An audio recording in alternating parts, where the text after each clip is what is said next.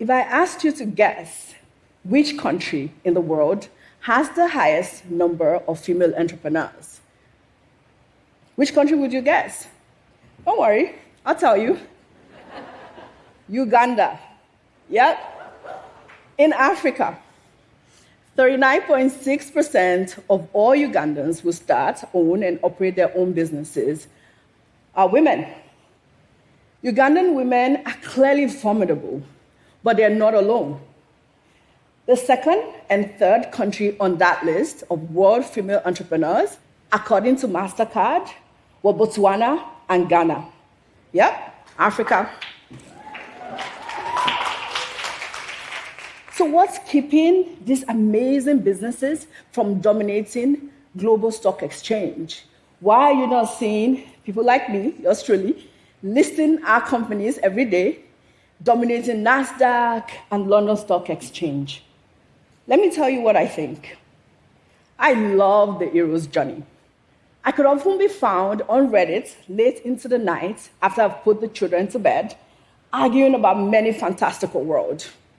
And I'm always secretly delighted that the people on the other side of the screen could never guess that the fierce figure arguing about Middle Earth canon and the ways of the basilicals in Sosuros is an African mom of two who runs the startup out of Lagos, Nigeria.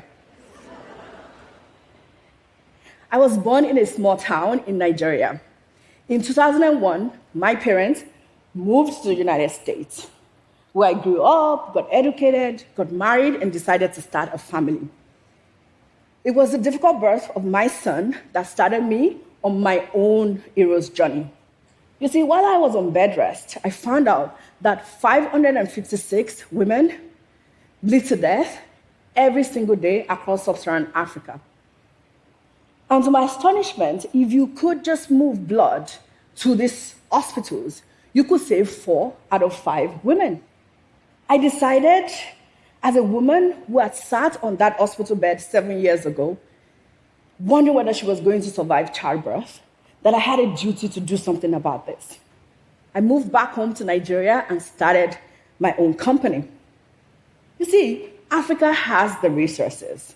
We have the blood, the oxygen, the PPE that we need to save lives, but we don't always have it at the right place at the right time. So that's what we decided to solve. We built technology with over 200,000 lines of code that matches supply to demand. And we closed the loop by delivering to the last mile. In 2016, when this company started, we had one single desk at a co-working space.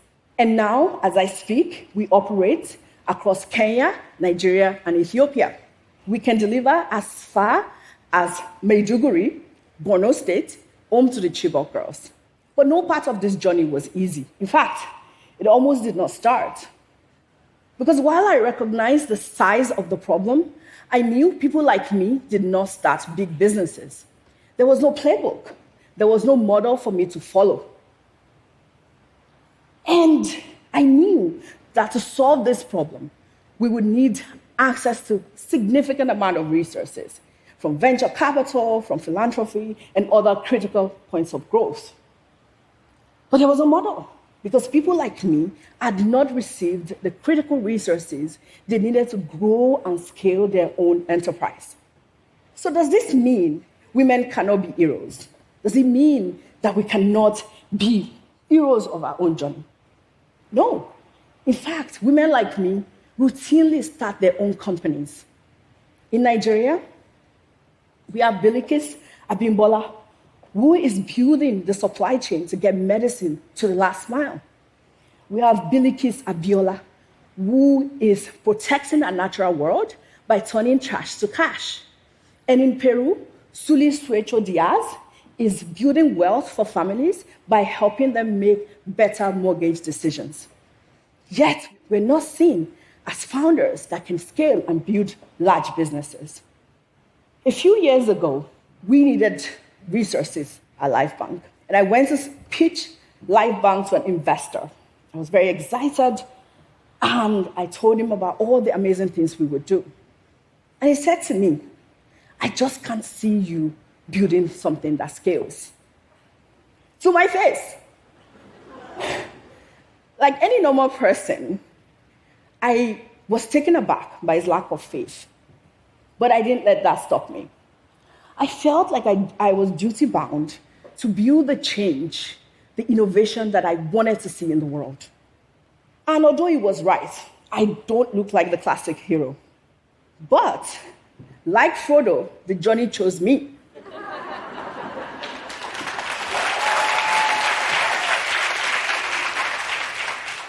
So I didn't let that stop me. I went out there and built a great business. And here are a few points. Since inception, we've doubled revenue year on year.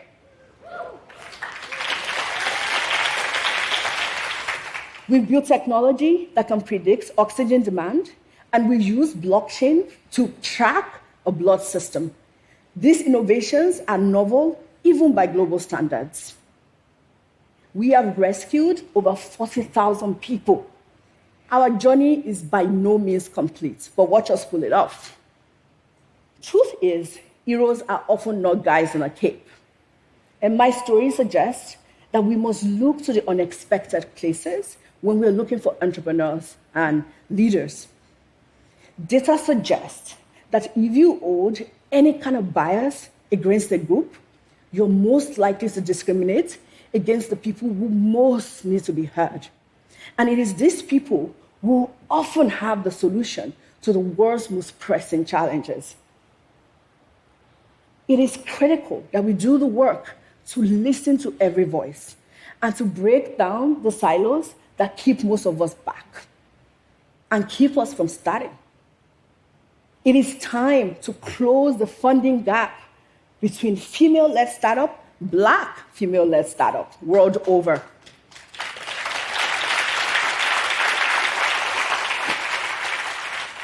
Because while you may not see us, we are here. And there are millions of us. So if you're an investor, I want to invite you to join your peers. And when you're looking for founders to back, look to the unexpected. And if you are in this room and you think you may want to go on your own hero's quest, I'm here to tell you to do it. And if they don't believe you, show them. The world needs your most unique voice. Thank you.